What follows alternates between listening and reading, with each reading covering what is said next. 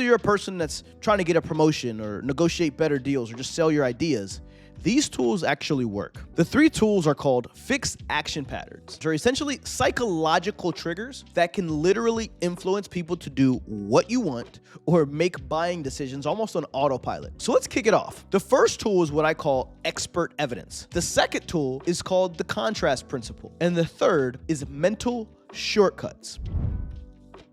I learned about the psychology of fixed action patterns from a book by Dr. Robert Cialdini, Influence, The Psychology of Persuasion. This book's absolutely incredible. The cool thing is he's a PhD, a university psychologist who spent years undercover and training at used car dealerships, fundraising organizations and telemarketing companies to observe professional persuasion in the wild. So a real life example of a fixed action pattern that Dr. Cialdini used in his book are about turkeys. Interesting, right? Turkeys are good mothers. They're warming, they're careful, they're protective, they're good moms in general. But one thing these scientists notice about these mother turkeys is all of their mothering is triggered essentially by one thing. It's that cheep, cheep, the chirp sound that the baby chicks make. The funny thing is that they realized after observing them for some time is if the babies don't make that noise, sometimes the chicks go neglected by the mother. Sometimes the chicks even go on to die, or in extreme cases, the moms will even kill their own babies sometimes if they don't hear that noise. It's like it's some sort of trigger. When they hear the noise, their mothering instincts kick in. If they don't hear the noise, it doesn't happen. So they decided to do an experiment, right?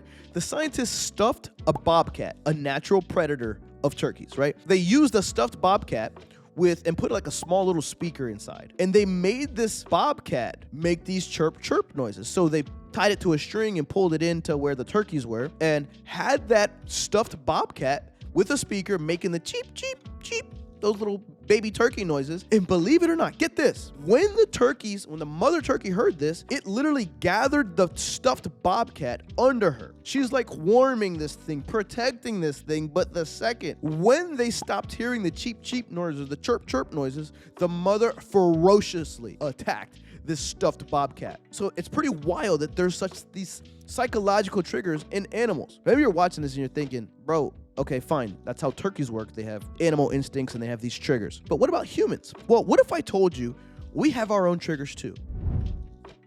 The first one I want to share with you is called expert evidence, or at least that's what I call it. This is something I learned from the book. These fixed action patterns that we're talking about save us time from thinking and analyzing every little thing that we get exposed to throughout our day. Sometimes it's helpful, but sometimes it leaves us open to dangerous and even costly mistakes. Consider this mental shortcut that we take as it relates to expert evidence, right? There's a rule that we kind of believe in subconsciously where it's if an expert said it, it must be true. Instead of really considering the expert's arguments and being convinced, a lot of times we'll just ignore the arguments and allow ourselves to be convinced just by the fact of their expert status as the expert rather than actually thinking for ourselves. Think of doctors in commercials or someone citing like a Harvard study. People trust the messenger as much as they trust the actual message. An example for me is I grew up using a particular lotion called Lubriderm, right? That's just my lotion, the one that I like. In their commercials, they always say the #1 dermatologist recommended, right? I never dug into it to see if it's actually true. I just know I'm a Lubriderm guy.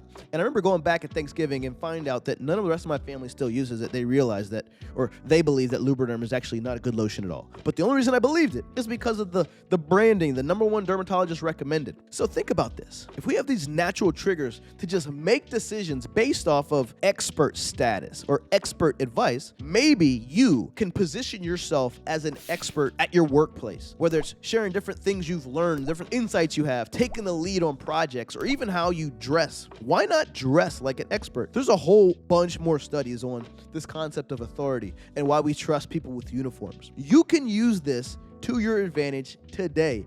Whether you're in sales, whether you're looking for promotions, why not leverage this expert status to make your job easier? So one thing you could do is leveraging another expert opinion. Maybe you don't feel like you're an expert yet. Think about me buying lotion just because it's the #1 dermatologist recommended. I wasn't talking to a dermatologist. They just said that some other guy recommended it. What can you do to use this principle to influence, to get you further on in your career and make sales so much easier?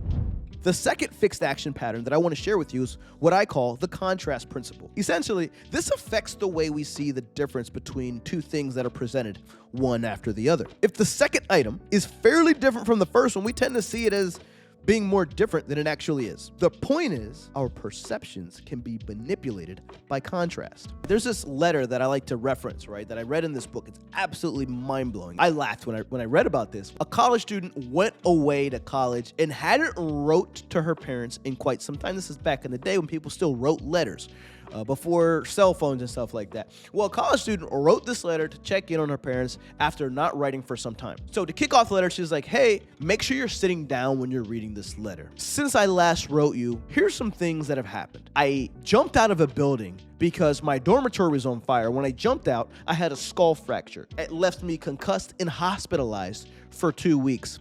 And the guy who happened to see me jump out of my dormitory, the guy who saw me do it, called the ambulance. He visited me every day in the hospital. Turns out, funny enough, after so much time, we fell madly in love. We're now dating. I moved in with the guy. I have a room in his basement. In other news, I'm also pregnant. And my hope is that you guys can treat my baby with the same love you treated me with. But now that you're up to speed with what's going on with me in my life, I want to tell you that I actually didn't fracture my skull or get hospitalized. I'm not pregnant. I didn't move in with my boyfriend. In fact, there is no boyfriend. However, I am getting a D in history class and an F in chemistry. I wanted you to see their grades in their proper perspective. This is the perfect example of contrast. The F and the D, if you led with that, would seem like some huge deal to their parents. But after they believe that you just got pregnant to some random guy that saw you jump out of a window and you fractured your skull and all that crazy stuff, doesn't seem like that big of a deal. We see this in business all the time. If you've ever bought a car, you've seen this, right? They always do the big negotiation up front. You negotiate the price of the car, come to an agreement on some big purchase, many, many thousands of dollars. And then after that, they take it to some room in the finance room where they start selling you all the little add-ons for a few $100, a couple $1,000s here and there that seem so much smaller after paying for a $20,000, $30,000, $40,000 car. Expensive items always go first and the add-on always goes second because of the power of contrast. So what are some ways you could use this in your own career if you're in sales? Well, first things first, like if you have to deliver bad news and then good news, always deliver the bad news first.